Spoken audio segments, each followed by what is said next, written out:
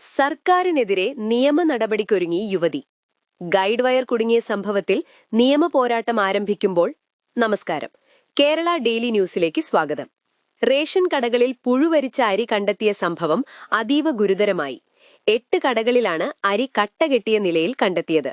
അതേസമയം MVDOയെ ഫ്യൂസൂരി KSEB കുടിശ്ശിക 1.5 ലക്ഷം കടന്നതോടെയാണ് ഈ നടപടി. മലയോര മേഖലയിൽ വനം വകുപ്പിന്റെ ഉദാസീനത കാരണം വന്യമൃഗശല്യം രൂക്ഷമാകുകയാണ്. കൂടാതെ അശാസ്ത്രീയമായ കലുങ്ക് നിർമ്മാണം മണ്ണിന്റെ ഘടന മനസ്സിലാക്കാതെ നടക്കുന്നുവെന്ന പരാതിയുമുണ്ട്.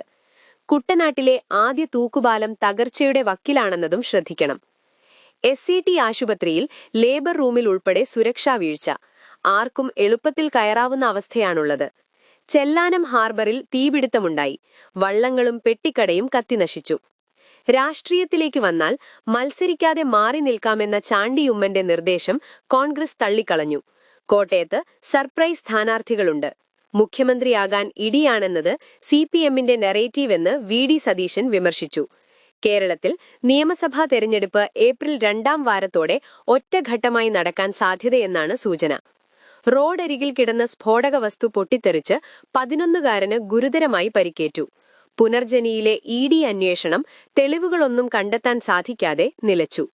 ഈ ന്യൂസുകളിൽ നിങ്ങൾക്കെന്തു തോന്നി? കമന്റ് ചെയ്യൂ. ശുഭദിനം.